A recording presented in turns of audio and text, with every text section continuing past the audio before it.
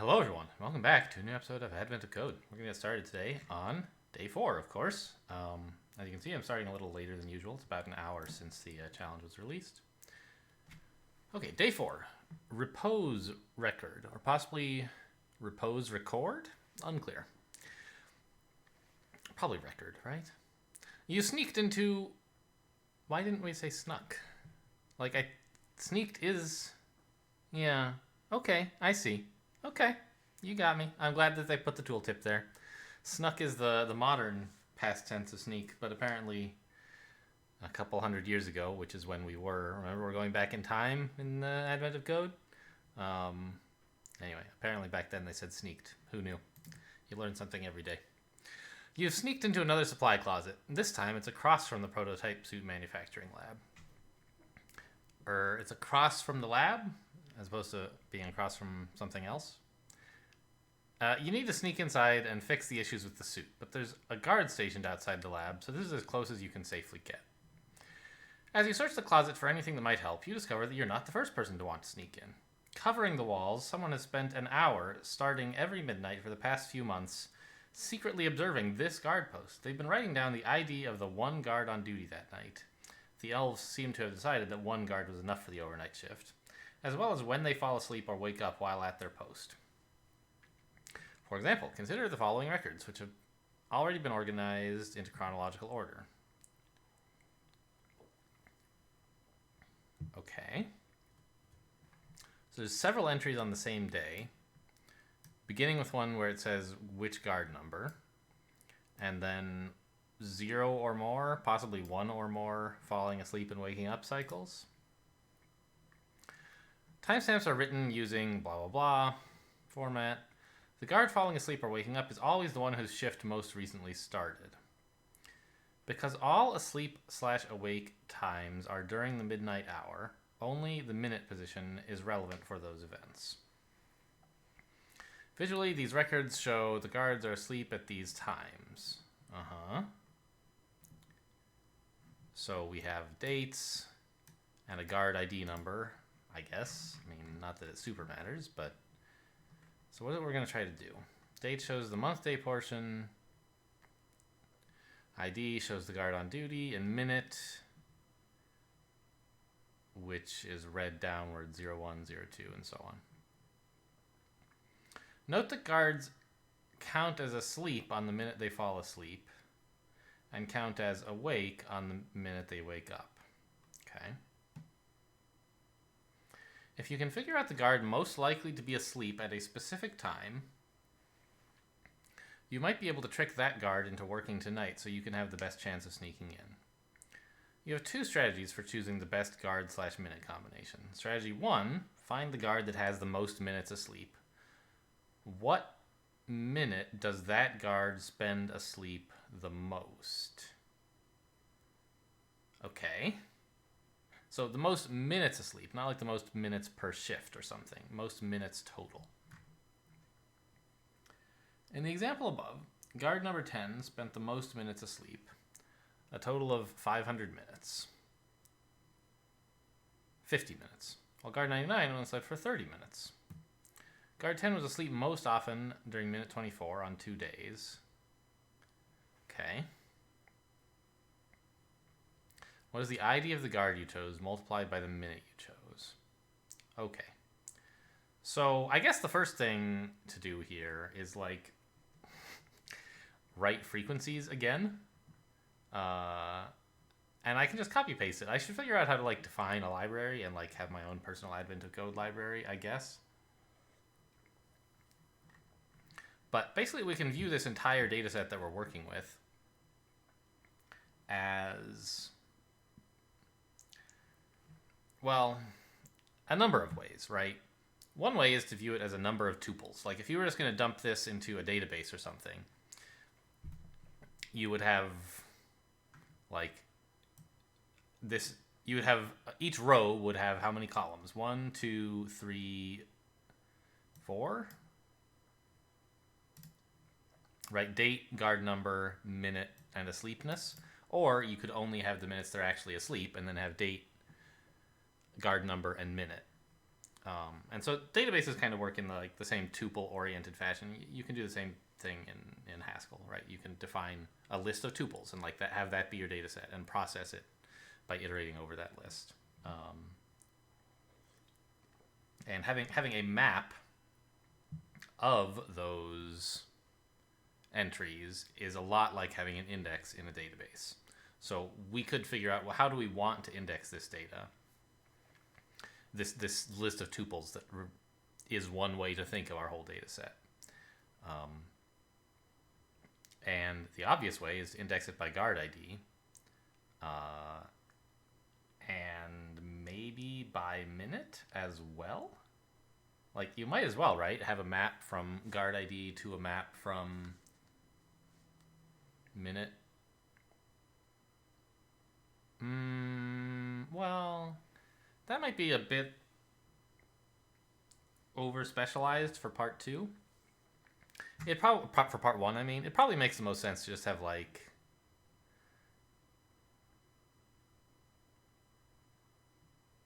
yeah. So we really do want to. Okay, well, let's actually start, I guess, by just getting our input and seeing what it looks like. So I guess what I really want is, we have 1,100 inputs. Okay, or lines. Wait, what? Oh, they're not sorted. Okay, got it. Really? Did I not? I would have expected to see that in the problem description.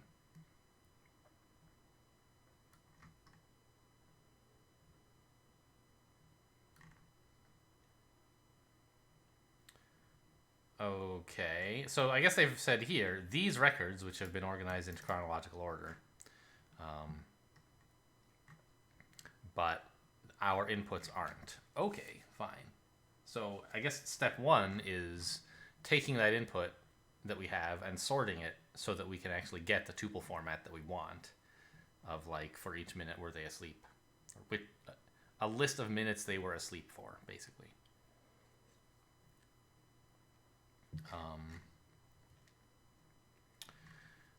Are we over specializing too much to organize this by guard ID? Maybe. So I guess the first thing to do is write a function that takes the unsorted input, parses it, and turns it into a list of tuples of, well,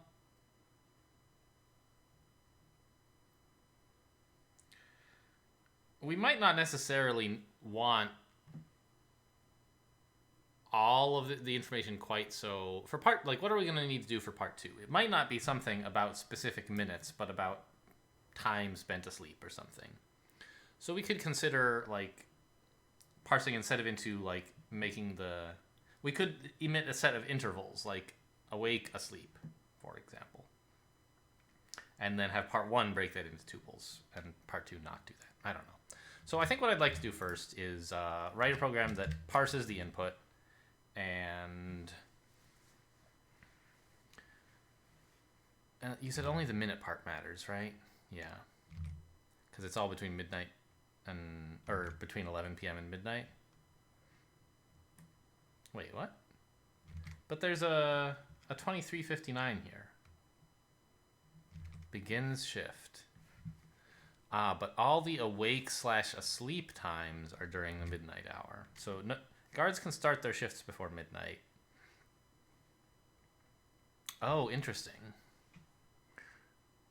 So, like, this guy started his shift on 6:04, but he most recently, like, when he falls asleep, it'll be 6:05. So it's a bit of a job to correlate those things. Okay. So I guess the first thing to do is parse this input and then just sort it by time so that we have a stream of meaningful events. And then we can process that stream and do something with it. All right.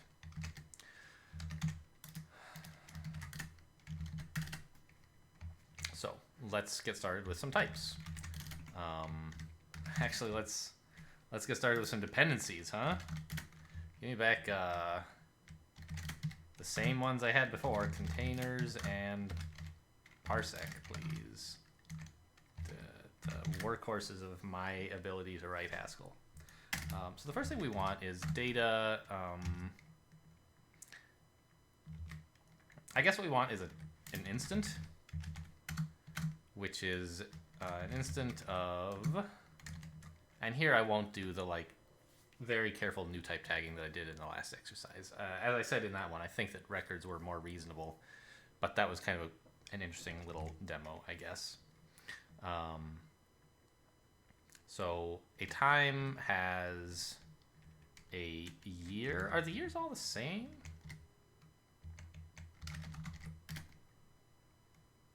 They all seem to be 1518, right?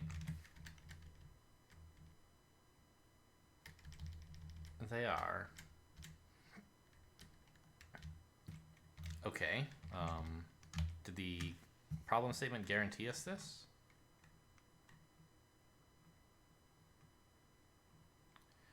For the past few months. Okay. So it's nearly Christmas of 1518, and someone's been surveilling them for the past few months. So we can ignore the year. Instead, we will just save month, date, hour, minute, all of which are of type int. And we will sort of be like, well, fine, whatever. That's an instant. And the other thing that we'll want is like, what do we do with guard IDs? How do we want to define those? Should those just be an int, or should it be a type alias for an int, or a new type for an int? I'll just have type guard ID. Meh.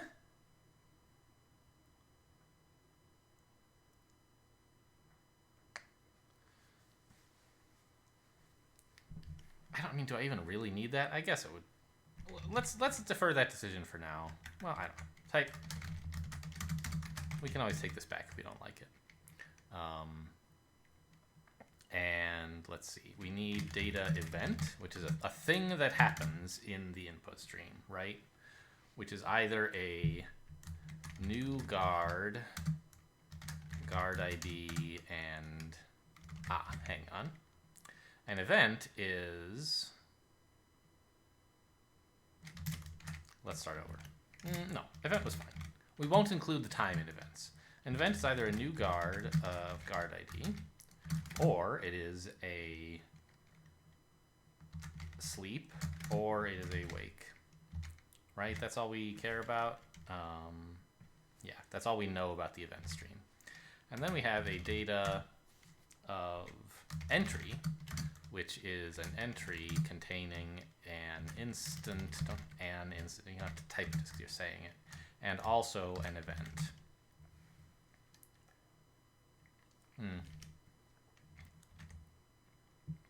So we will also deriving here a few instances. Show eq and ord we should need all of for pretty much all of these. I mean, we won't need show in principle, but it'll help for debugging and development. And eq and ord will be necessary because we'll want to sort stuff like this. Actually, event shouldn't need to be sorted. Yeah, we shouldn't need that. Let's just derive show for this. Entry should be...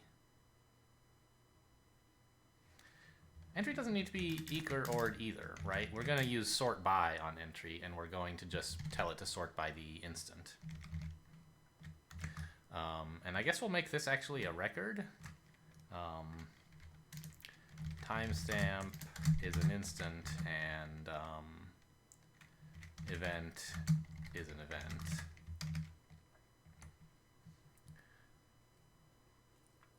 So then when we have a list of entries, which we'll get from parsing, we can just say sort by timestamp, and they'll come out in order.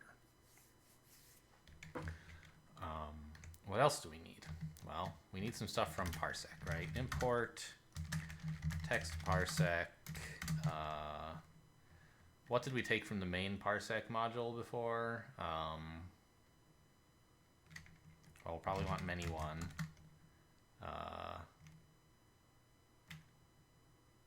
Run parser, was it? Let's go back and look at day 3. No, it's just called parse. Parse error.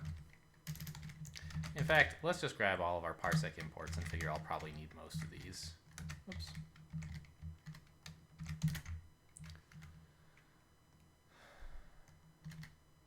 Sure.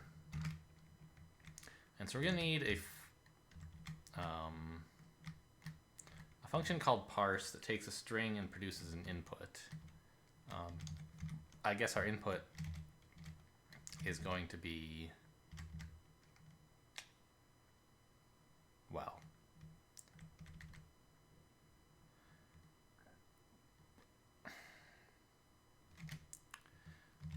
we're going to need to remove parse anyway. So input should be a list of entry. That's what part 1 and part 2 will both take, and we'll give it to them in sorted order. Why not?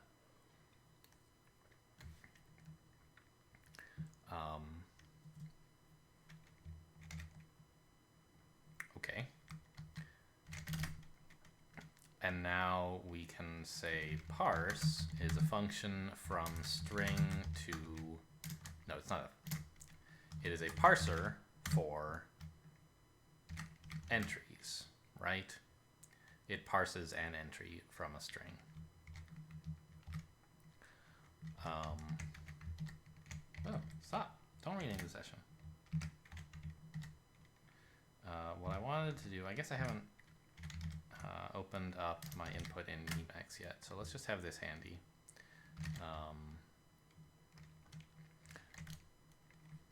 So what do we do? Well, parse equals do of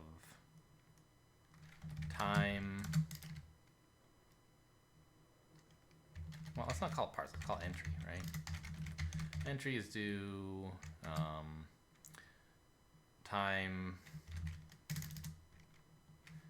Look, I don't know, it conflicts with, like, I want to call it just timestamp, but that conflicts with this function, right? I'm going to define a helper function for parsing times and use that in parser entry.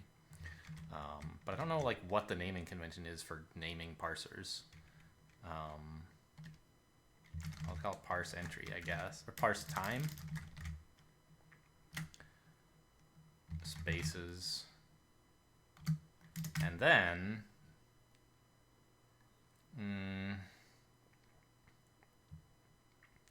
let's see. We then just need to say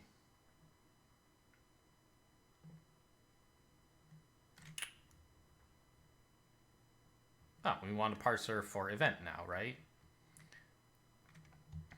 Oh, and so this is actually like way simpler than I thought it was going to be. This is just entry mapped over parse time spaces parse event.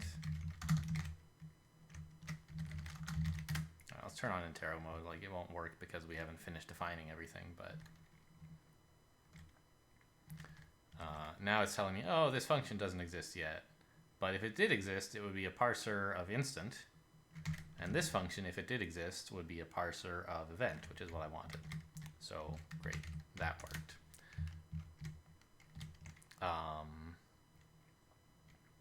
Now we need a function called parse time, which is a parser for instant.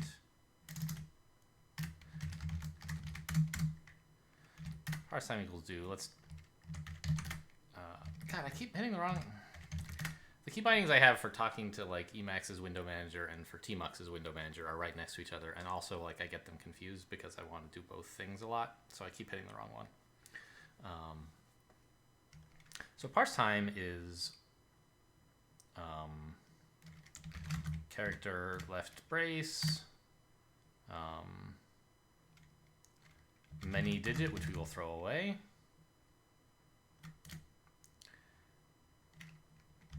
Month is int, and I guess we'll need int, right?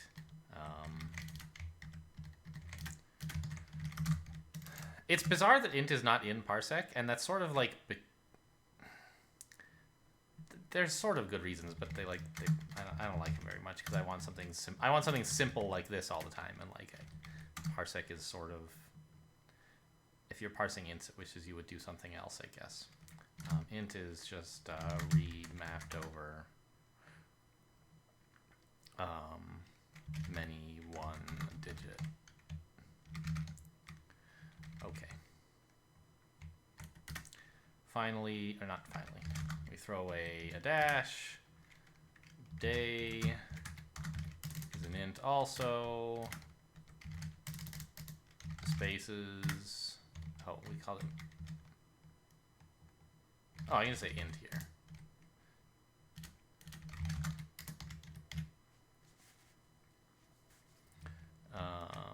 It's highlighting spaces because it has the wrong return type, of course. We're not done yet. Hour is an int.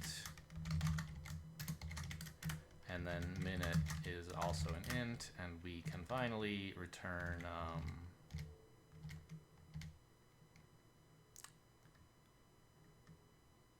we have 4 ints, is that correct?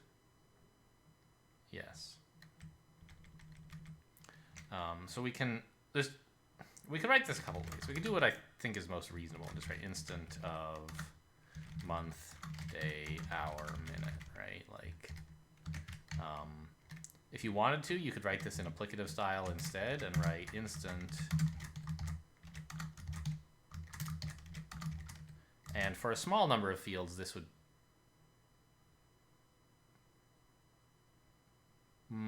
why is this incorrect? This is totally incorrect. I don't know what I was thinking. Yeah, we're in, like, okay, great, that's why.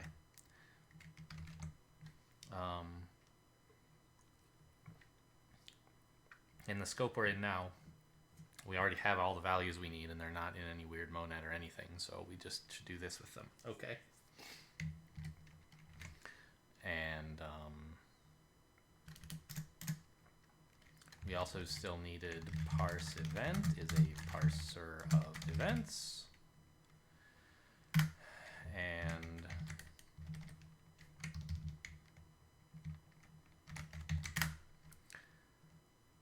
to parse an event is more exciting because we finally have a choice, right?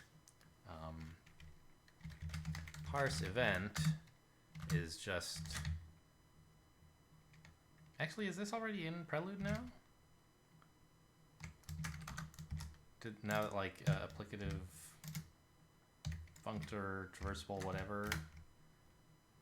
No. So it must be in control.applicative?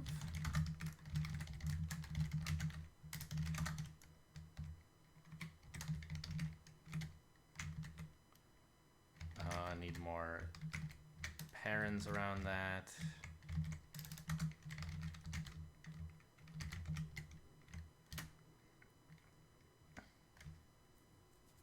Doesn't exist or what? Oh, I have a parse error because I didn't finish writing my program, sure. Okay, good. So this is the operator for alternatives, which is like something in an applicative where you can have a choice of things to do, which is sort of easy because we will now just write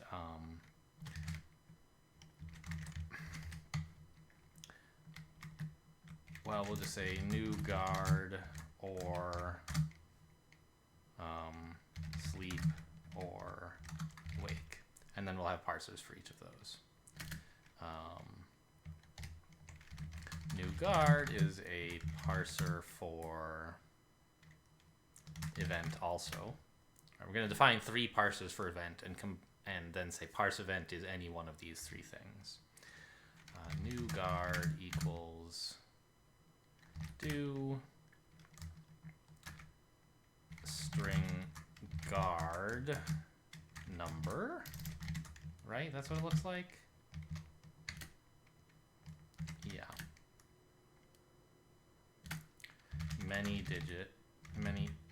Int, it's an int, ID int,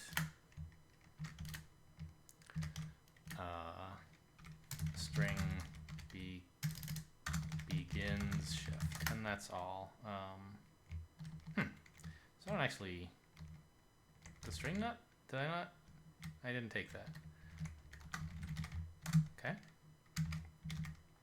So actually it's sort of simpler to just write this in applicative style because there's almost nothing here.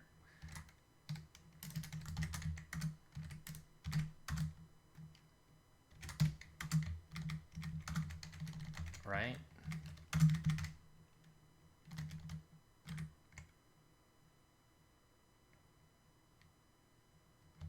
Oh, sure. It's but now we have to wrap it up in a thing, right? So it's new guard f-mapped over this whole thing, which will need parens, I imagine. Yes. So this is a parser for int, which matches only if that int is in the context where it's a new guard event. And then supposing that that parser matches, we map new guard over it. Sleep is a parser for event, and sleep is,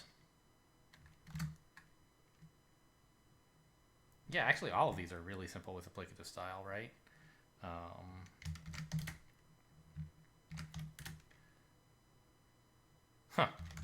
String falls asleep.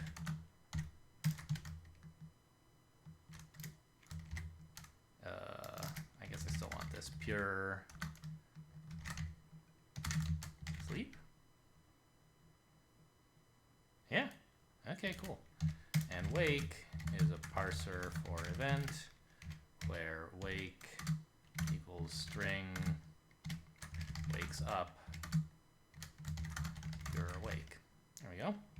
So like here we had some information inside of our parsed object and we needed to map a constructor over that. Here we just say, well, you know what, if this string matches, throw away the information from that match and just instead parse, in air quotes, using a parse effect a parser that reads no characters and succeeds with the sleep constructor.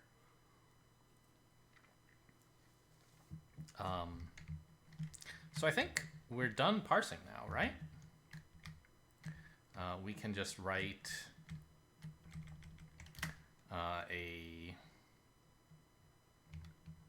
parse is now like refers to parsex parse, of course.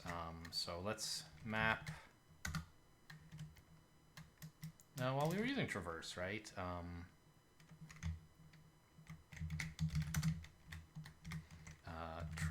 Traverse parse. And we called it.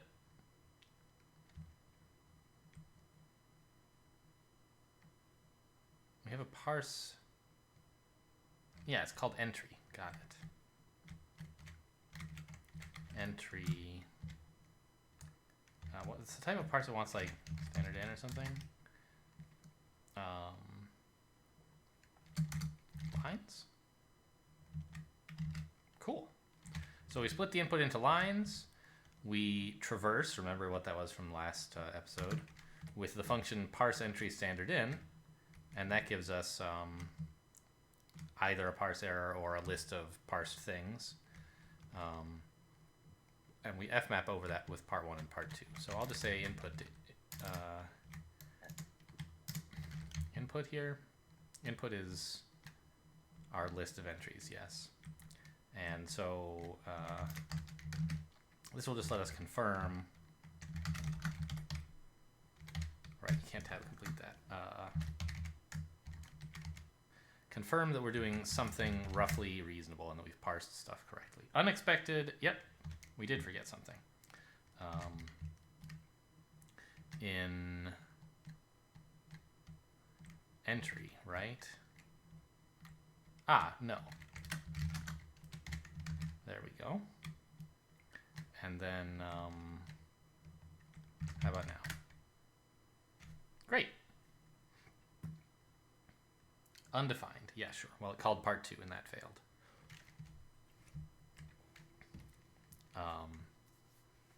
But we successfully parsed things, and we have, you know, the first instant is month 3. Really? Starting March? I didn't realize. Okay.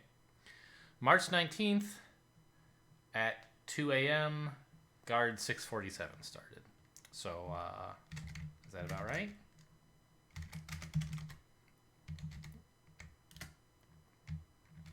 March 19th at midnight or 12:02 a.m.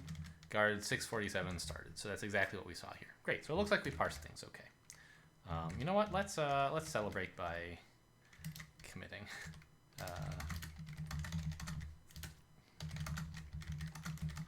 Day 4, part 1, parser.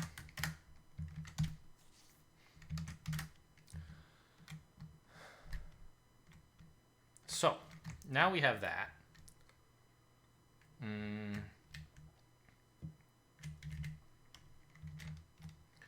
And I guess now we want fmap sort by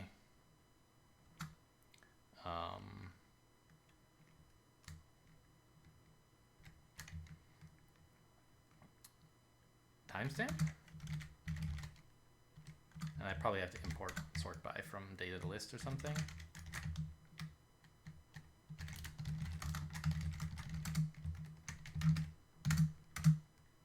How's that look?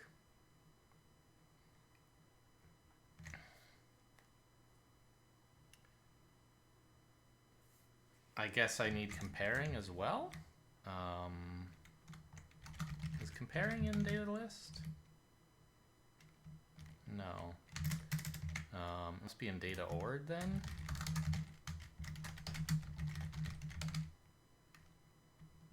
Yeah. Okay, so this line is starting to get a bit long. Let's split it up a bit. I never know whether to break before or after some punctuation. So if we run this, we should actually get things out in sorted order.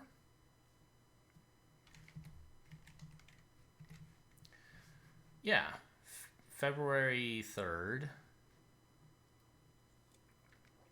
at just before midnight, something happened. And then on February 4th, just after midnight, something happened. Great. So everything looks sorted here.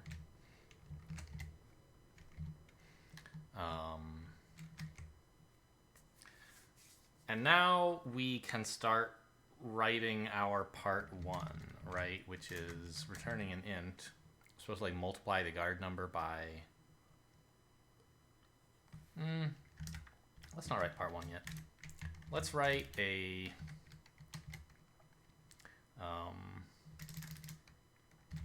sleep times function, which takes a list of of entry, and produces a list. Do I want a list or do I want a map?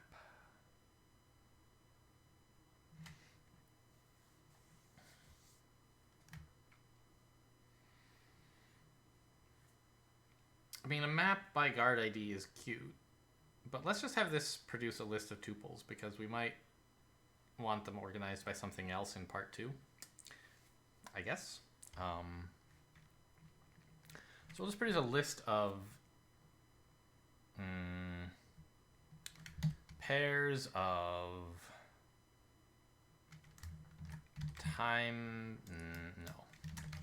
guard ID and timestamp, which will what did I call it? Instant. Which will be all of the times during which a guard is asleep. Well, I guess so. We will include the hour and the year and the month and stuff in this, because maybe you'll want that for part 2 or something. And then in part 1, we'll extract just the minute part that we care about. So sleep times is read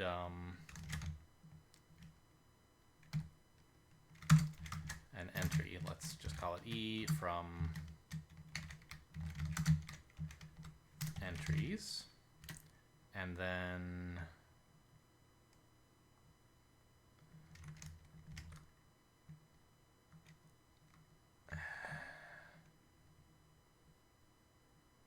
oh no, we can't just do a list comprehension. We have to do something fancier because we have to know who the most recent awake guard was.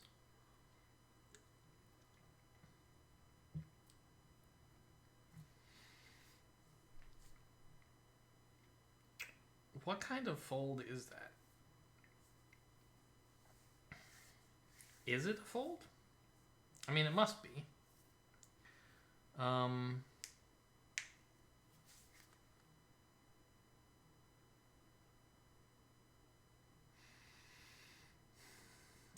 I think I see how you would write it recursively by hand, but I'd like to do something a little bit more sophisticated if I can see how.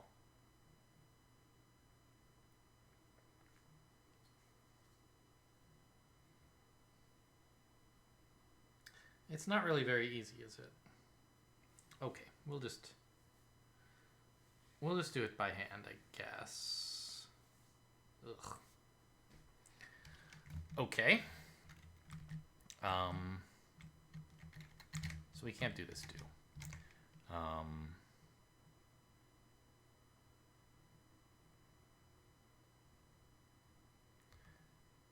Let's just say go of 0. This is technically cheating. If the first if the first event weren't about a guard beginning their shift, this function would be incorrect. I just don't want to like fold over a maybe and have to deal with that when there's no good reason to. Go 0. I don't need the empty list.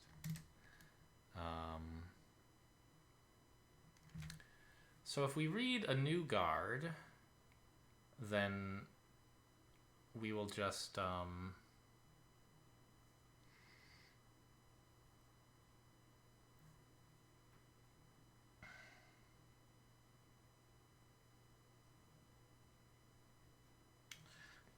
let me double check our input real quick. So it always, let me double check our sorted input.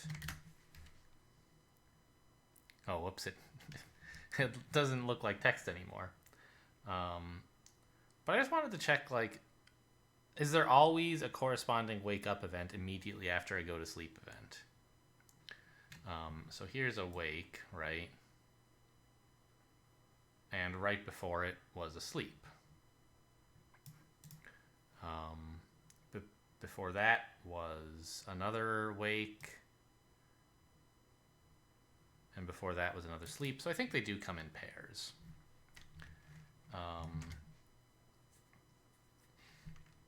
Okay, so I think part of my the reason I was doing this sort of badly, or imagining doing this a bit incorrectly, is because I was thinking about doing this a single item at a time and like just calling myself recursively. But actually it'll be easier to work in chunks of 1 or 2, where go of nothing equals nothing should be fine. Go of a list whose first element is an entry of T, which doesn't matter. I don't need the time the guard started. And an event. Actually, let's match. No. Yeah, okay. An entry and an event which is a new guard of ID, cons to x's equals undefined. So first of all, is this illegal? I always get... What are you mad about?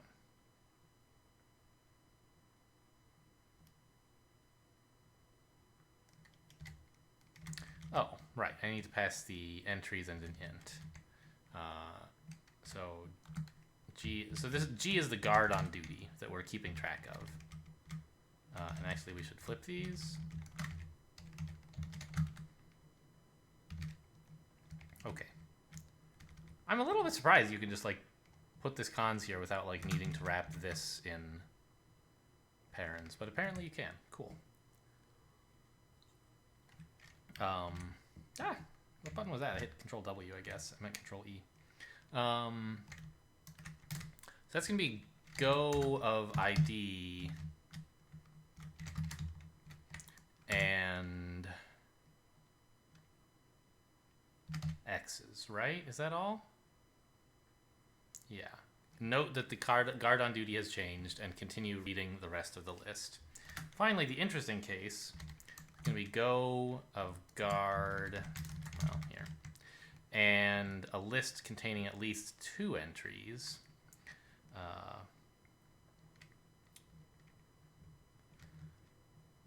Entry start, sleep, cons to entry end wake, cons to more entries equals undefined. Good. That is legal syntax. I should probably put there.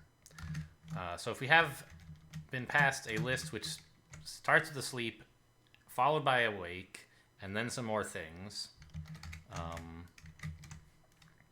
we will say that we should emit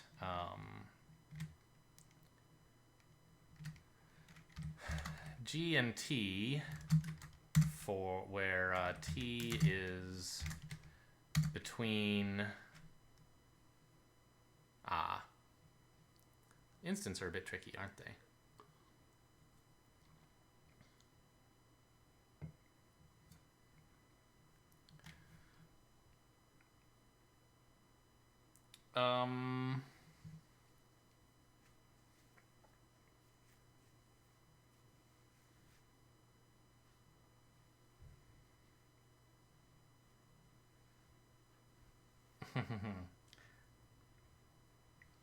Because when they bridge over an hour boundary, it's a little bit tricky to put that back together.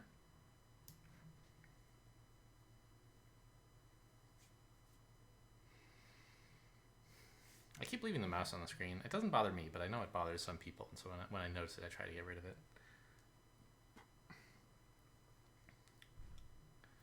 But like, it's not like it's covering anything interesting.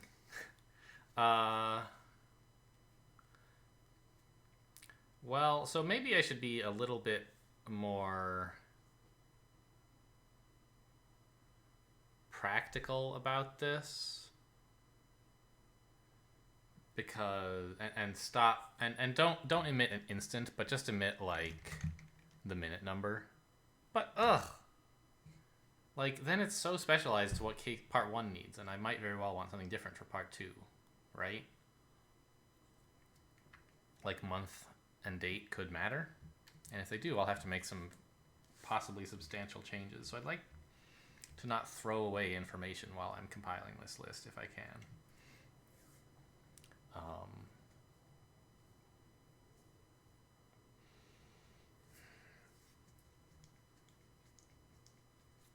Oh, but they won't ever go over an hour boundary. We're guaranteed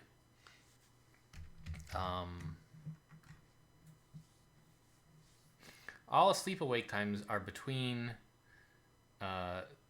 0 to 0:59. Okay, great. So this is not so bad after all. So I shouldn't just write a T here probably.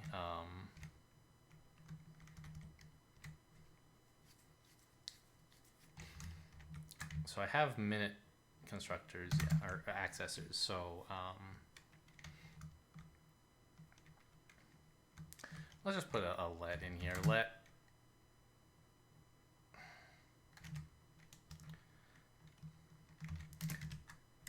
instant, I'll even put it here. I'm going to destructure the instant that the start comes from. And I could do it here, but I think it's kind of nice to have some symmetry here. And I'll just split apart one of them. Instant month, date, hour, minute equal start. I don't. Yes, I do need these parentheses. In instant month, date, hour, t, where t is drawn from the list beginning at minute of start up to minute of end minus 1.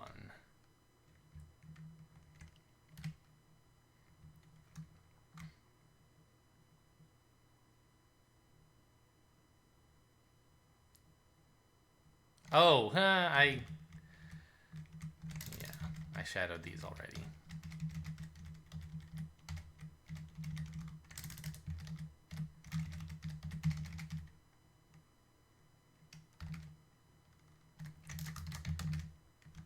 I guess call this MDH. Fine.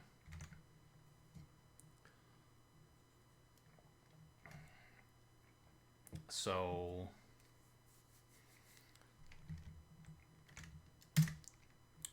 let's just like remove the type signature here briefly for part 1 and have part 1 be sleep times. And I would like to see what we get out of this. Undefined. It was a single time. Oh, yes, indeed. I forgot. More equal go gx's in this plus more. We have to make the recursive call. That was just the last time anyone ever woke up or fell asleep or something. Oh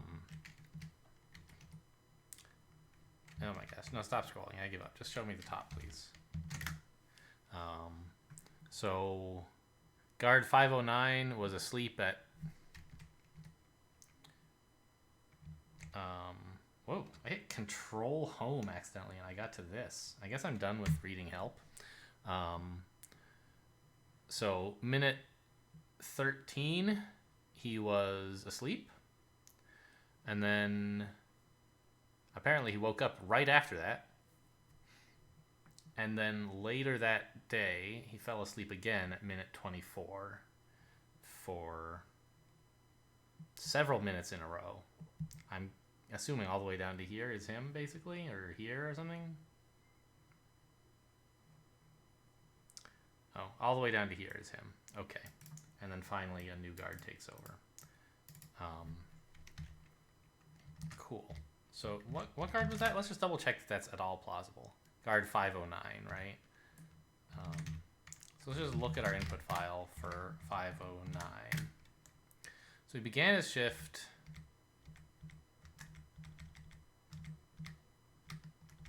at 2:03.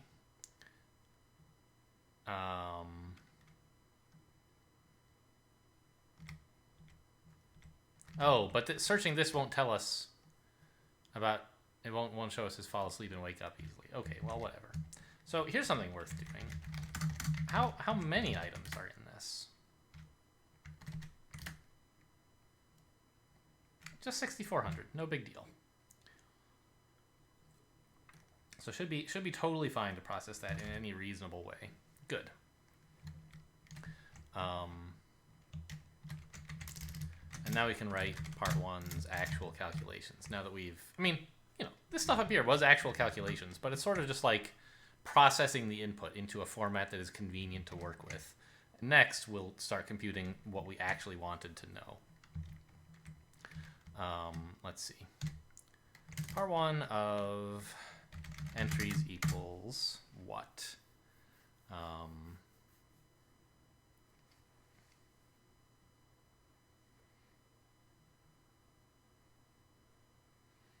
Well, we only care about minutes, so let's let minutes be fmap, what do we call it, minute over entries. So this will be just a tuple of guards and minutes, throwing away the rest of the instant attached to the entry time. Actually, not entries, but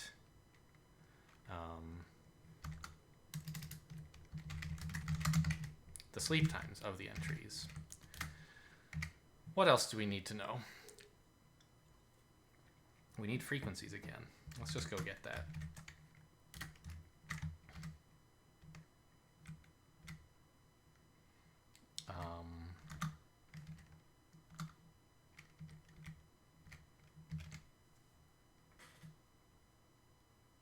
I guess this one is actually too specialized, isn't it? Well, whatever.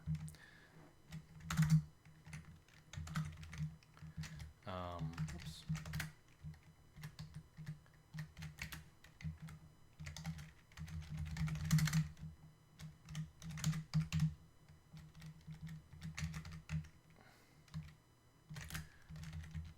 And we'll give it a proper type here. Frequencies has type ord k, a list of type k to m.map of from k to int, and now you have to go import foldel.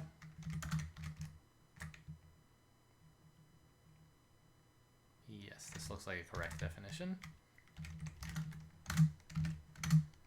Why is it no, I don't have an in. Undefined.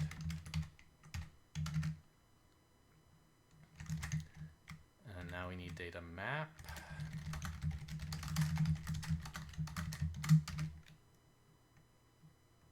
Okay, frequency is type checks. Very good. And let's call it times. I don't know. Rates. Frequencies minutes.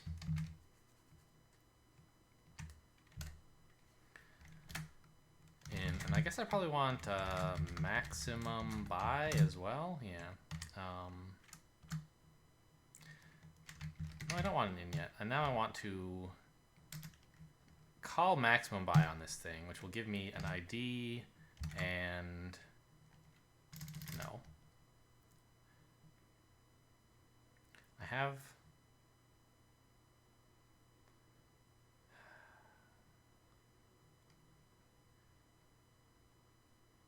it'll be pairs of guards and minutes are the keys. So I have ID, min, and how often.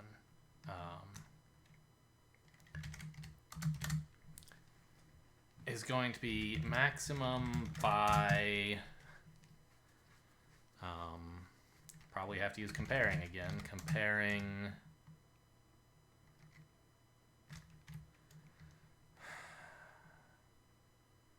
I'm going to have a list of map entries. So actually I can just look at the second part of that. And how do you fold over a map? Data map, here. Just show me anything in data map and then I'll look up the part that I wanted. Traversals, no, conversion into a list. I guess it's just two lists, huh? Keys and values, great, makes sense.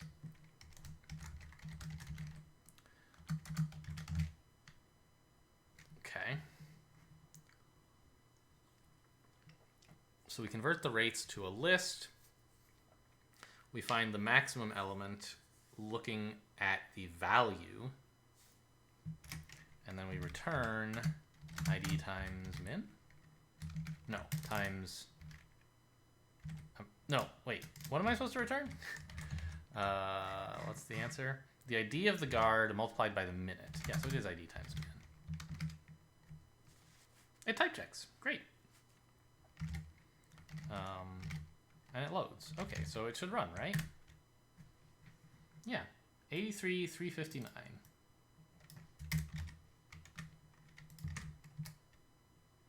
Too high. Oh, you guys can't see it. It's incorrect. Our first incorrect answer. Why?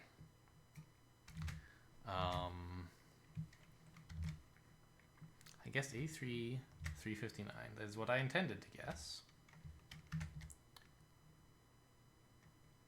Let me...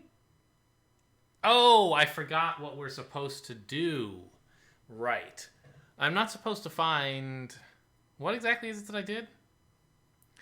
I found the minute and guard pair, which was most often represented by being asleep. But what I needed to do was to find the guard who slept the most, and then, for that guard, the minute in which he slept the most.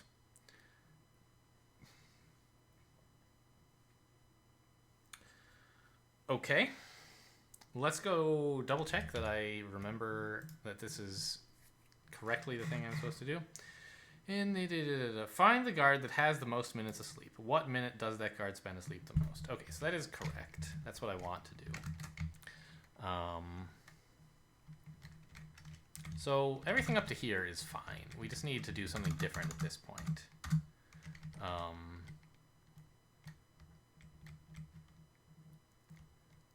And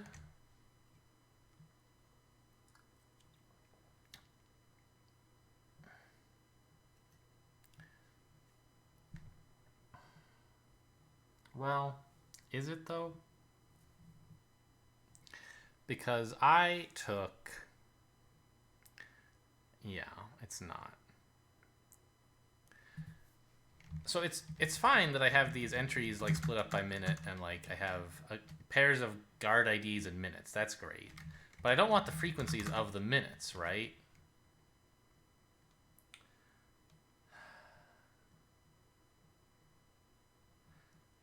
I want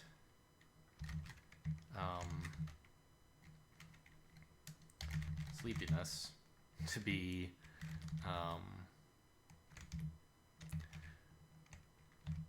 frequencies of map first over the minutes, because first is the guard ID.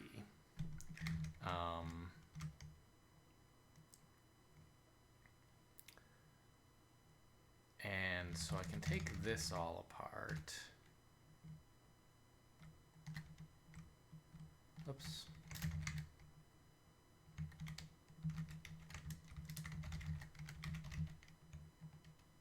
Okay, so now I found the most sleepy guard, right?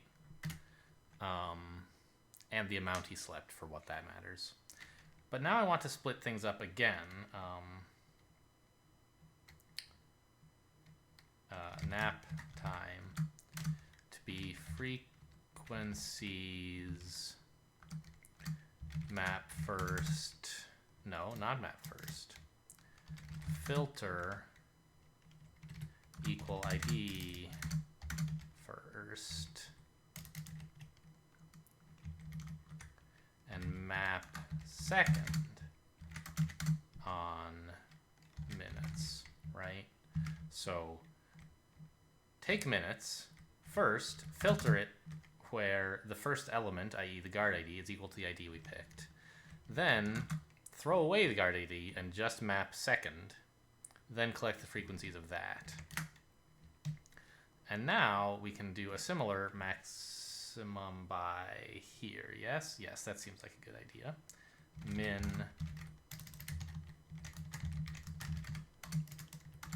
equals maximum by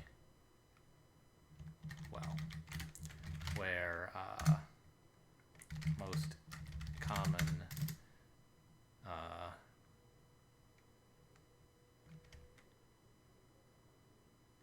m, I guess, equals this. And I can in fact elide the m completely and just take it implicitly. Most common sleepiness, and this will be most common nap time. I see a highlighted thing here. Conflicting definitions. Oh, I thought that putting the underscore would mean I know I'm not using this.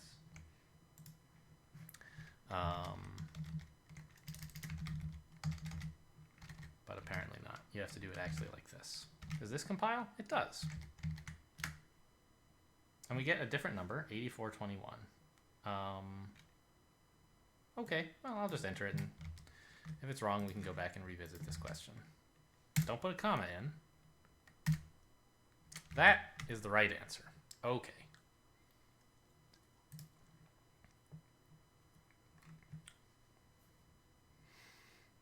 Cool. So, great.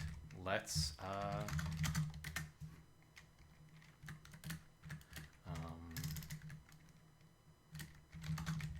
just commit this.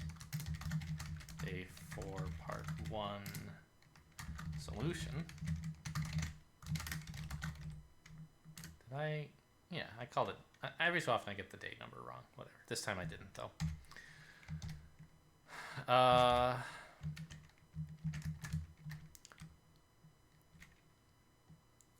So now part 2 is actually very, very similar to what we've done. We could have, it turns out, just passed this set of minutes as our input. But we passed more information in case we needed it, and we didn't. Oh well. Oh, let me just copy everything from here.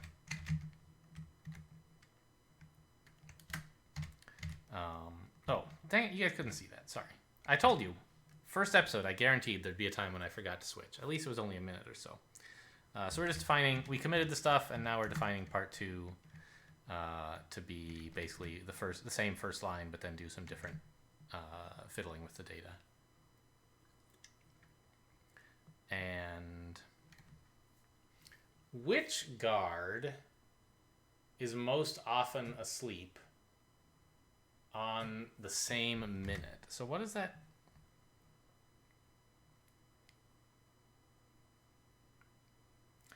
So this is actually exactly what I did the first time, isn't it? Huh. I should have committed that. I thought about committing it as like an interesting failed attempt, but I didn't. In principle, Emacs has enough undo history that I could get it back, but and also like it's in the shell somewhere, right? No, it's not, because it just went through less. Well, it's in the video history, of course. You guys can scroll back and see the right answer, but I'll just discover it again. ID minute amount equals oh no, hang on, we had to define sleepiness equals frequencies of map first of minutes. No, frequencies of minutes. Minuets, they sing while they sleep.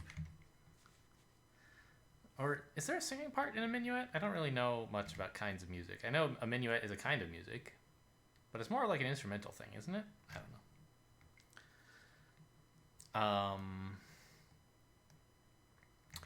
So here we can just maximum by comparing. Oh wait, do I still just want to use most common again?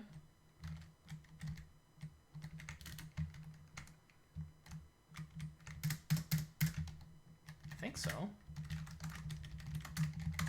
Most common takes a map from K to V, and provided that V is ordered, returns V.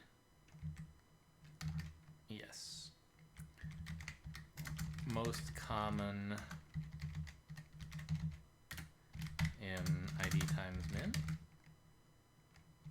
Frequencies. Okay, the types were wrong after all.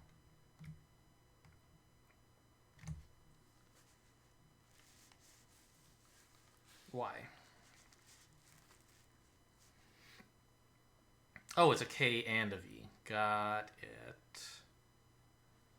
But I don't need the V, right? So I can just say first.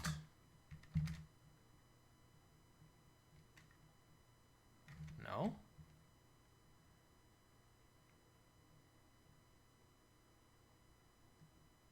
Couldn't match K to V. Okay, well, how about second then? Oh, no, I just was wrong about the type. Got it.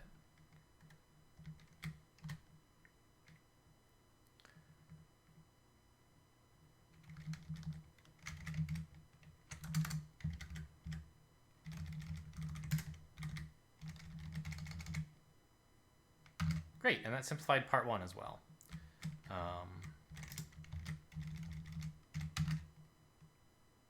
Yeah, now I don't need those bindings where I say I don't care about the value. So that looks like it'll compile. Yeah, and we get back indeed the same number we had before. Cool. That's the right answer. You're 1 gold star closer. Okay, great. So, still not totally clear whether this is going to be a hat or what. It looks like one, but you never know. By the way, I hope you guys liked the little, the thumbnail, the new thumbnail. Last night I gimped together, I'm not good with image editing at all, but it's not the hardest thing in the world, so I managed to cobble something together with a little Santa hat on an Emacs logo. I think it's adorable. I hope you guys like it.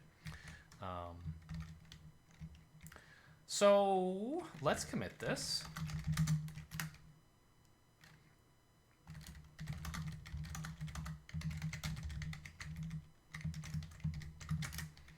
And take a minute to look over it, see if there's anything worth noticing. We spent, I think, sort of longer than I would have liked to on writing the parser. None of it was difficult. The whole time is I was just sort of writing out what I knew I needed to write.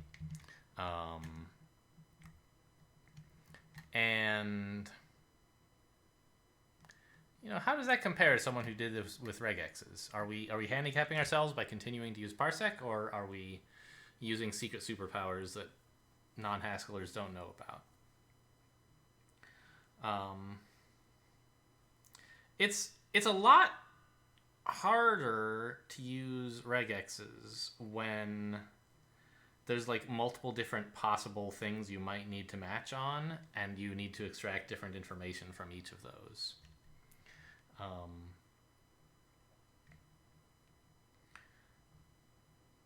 So I don't know. I think that Haskell and parsec were a reasonable approach to this, and we also okay. So I think I don't know if I've talked before about what it is that I want from an Advent of Code solution, right? I've talked I don't do it for speed, but why exactly do I do it? I want a principled approach to defining a good domain model and writing functions that work in that model. And so we spent a lot of time modeling the problem, even to save information we were sure we wouldn't need, like the month. I don't know. I guess those do matter. We kind of needed all of those briefly, but we kept them around for maybe longer than necessary. And I like that because it means that whatever part 2 throws at you, you can handle it pretty easily. And if you can, that's a good sign that you wrote the program well. If I were just looking for a fast solution, I'm sure I could have done something different. I don't know. I think this is a pretty clear type you should definitely define in Haskell, but what would you do in a different language? I'd be interested to see. I'm sure, in fact, I'll probably go look at Will Morgan's solution in Clojure. He does it, as I mentioned in a previous episode, for time. And so he there's no way he would ever git commit his stuff, because it's just he uses a scratch pad where he's just typing stuff out, and as long as the answer is there for an instant, good enough, throw it away, whatever. So, but like having algebraic data types makes things really easy to model. Like it's a great tool for modeling. By the way, I called them abstract data types in an earlier episode. Algebraic data types is the proper name. I got was speaking on autopilot while I was typing or something. Right, a way to define alternatives and embrace that as part of your data type instead of having everything be structs or whatever. I think was nice. And so we sort of just did we just followed steps that seem like things you should obviously want to do. We parsed each line. We took the parsed lines and sorted them by time because that's something you need to understand the inputs. And then I think the most interesting function of all, assuming you are used to parsec enough that this whole thing is all just trivial, which it is. But if you're not used to parsec, this stuff might be pretty cool and novel. But this was actually the heart of the whole program, I think, is a way to convert a list of entries into a list of times at which guards were asleep. And it's not so easy to do because you can't really do it as a fold very well because you want to look at two items at a time sometimes and one item at a time other times. And pattern matching makes that easy. But other languages with, I don't know, with... if you're used to just writing a for loop over all of the items, it's pretty hard to actually do that when you need to look at two items at a time, to think of how to look at more than one. You kind of end up needing to write a while loop or something where you have how much of the list you've consumed and you're removing items from the front, which is not very performant if you're using an array. You would want actually a linked list for that. And so I don't know. I think that this function was particularly well suited to Haskell, but I'm sure that people doing it in other languages found some interesting way to approach it that was well suited to that other language. We did sort of cheat here because it was possible for Go to fail to pattern match. We could say, otherwise equals nothing. We could enrich the type to say it should return a maybe instead or something, and propagate that failure through our whole program. Or actually, I guess if we were doing that, we might move sleep times into the preliminary part before we pass it to part 1 and part 2.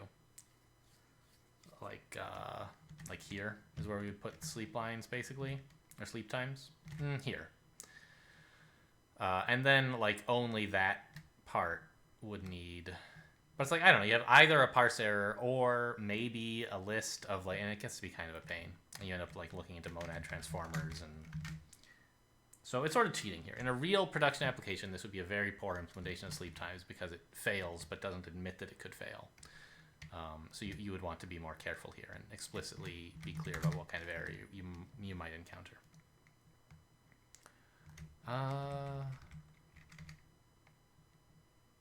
I guess a task for next time is to make frequencies a library. I don't know. I'm probably not going to do it. I'll just keep copying it. One day I'll be a grown-up Haskell programmer, but today is not that day.